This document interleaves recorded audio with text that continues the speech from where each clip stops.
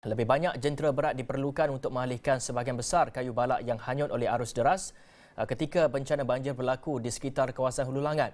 Lambakan kayu balak yang turut memusnahkan kediaman penduduk di kawasan tersebut ketika ini masih belum dialihkan dengan kebanyakan mangsa tidak mampu mengupah atau menyewa jentera berat untuk melakukannya. Apa cerita terperincinya, kita akan bersama dengan Raja Hisham Raja Zaid di lokasi. Raja Hisham, silakan. Baik Hafizi, terima kasih. Itu adalah sebahagian realiti keperluan semasa oleh penduduk di sekitar Hulu Langat ini, di mana anda boleh saksikan sendiri.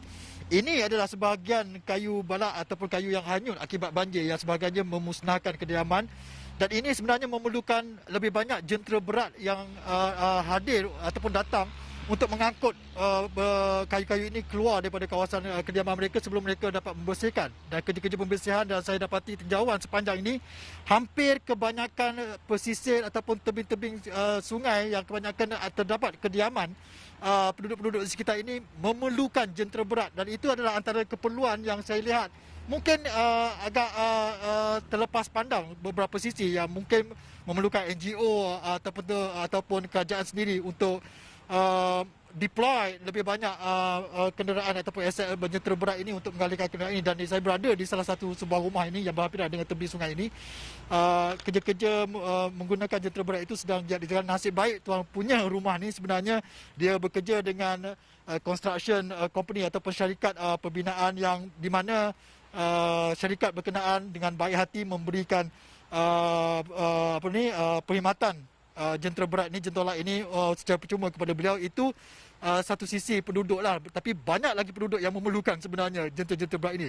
Baik, itu satu sudut berita yang kita dapati keperluan kritikal yang diperlukan penduduk sini. Tapi satu lagi yang tidak memungkinkan NGO ataupun orang perseorangan yang mungkin mampu memberi bantuan adalah, jika anda boleh lihat kawasan sekitar sungai ini, di tebing sungai ini, paras air ataupun hakisan yang berlaku di tebing sungai ini sangat-sangat kritikal. Dan kita tidak boleh nak membayangkan seandainya sekali lagi berlaku hujan lebat seperti mana yang berlaku sebelum ini, kita tak boleh nak bayangkan apa akan terjadi pada rumah-rumah yang berada di tepi ini. Dan saya nak tunjukkan anda betapa kritikalnya sebenarnya keadaan paras air dan juga hakisan tebing sungai ini. Akik Salihin mungkin boleh follow saya sekejap.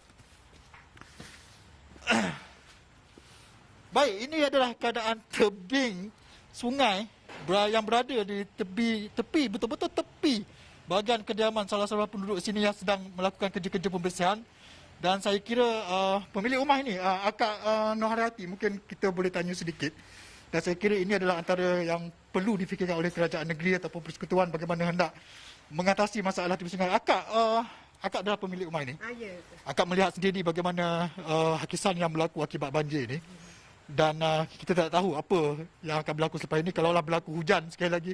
So, apa keperluan akak sebenarnya dan apa harapan akak terhadap masalah ini sebenarnya? Cuma kalau boleh nak sungai ni lah, kalau boleh kita buat dulu sungai ni kan, sebab ni tak tahu 2-3 hari ni dengar ada monsun lah apa benda, takut air naik lagi, memang tak tahu nak selamat apa dah, memang ini je yang tinggal lah, memang tak ada apa.